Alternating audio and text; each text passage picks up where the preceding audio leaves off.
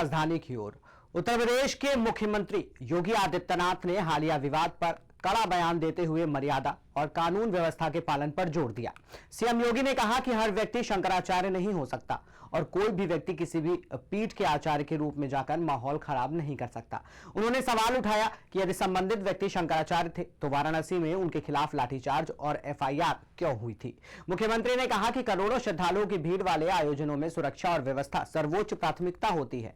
उन्होंने स्पष्ट किया कि जिस मार्ग से श्रद्धालु स्नान के बाद बाहर निकलते हैं वहां से किसी के भी प्रवेश की कोशिश नई भगदड़ और दुर्घटना को जन्म दे सकती है, जिससे श्रद्धालुओं की जान खतरे में पड़ सकती है।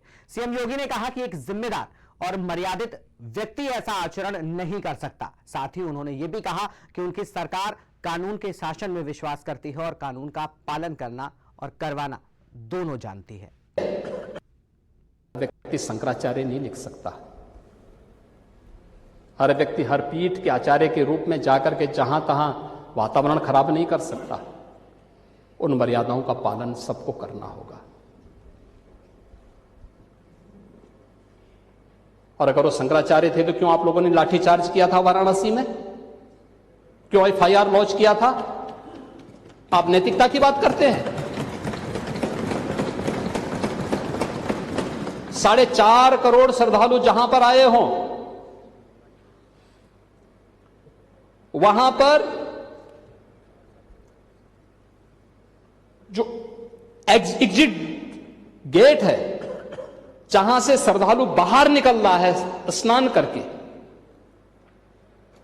उस द्वार, उस पेंटून से, उस मार्ग से किसी को बाहर निकलने का कोई वो नहीं, क्योंकि उससे अंदर जाने का कोई प्रयास करता है तो एक नए स्टैम्पेड को जन्म देता है, वहां पे नए भगदड़ को जन्म देता है, श्रद्धालुओं के जीवन के साथ खिलवाड़ करता है। एक जिम्मेदार और मर्यादित व्यक्ति कभी इस प्रकार का आचरण नहीं कर सकता, कभी नहीं कर सकता। आपको पूछना है, सपा के लोग पूछें, लेकिन हम लोग मर्यादित लोग हैं, कानून का शासन पर विश्वास करते हैं, कानून का शासन पालन करना भी जानते हैं, पालन करवाना भी जानते हैं, दोनों चीजों को एक साथ लागू करवाना जानते हैं। लेकिन इसके नाम पे गुमराह करना बंद करिए आप लोग। व्यक्ति शंकराचार्य नहीं लिख सकता। हर व्यक्ति हर पीठ के आचार्य के रूप में जाकर के जहां तहां वातावरण खराब नहीं कर सकता। उन मर्यादाओं का पालन सबको करना होगा। और अगर उस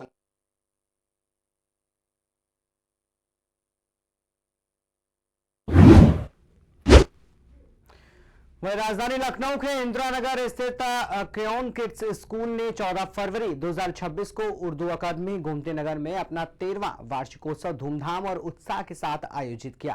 कार्यक्रम का शुभारंभ स्कूल के नन्हे विद्यार्थियों के दादा दादी और नाना नानी द्वारा दीप प्रज्वलन से किया गया।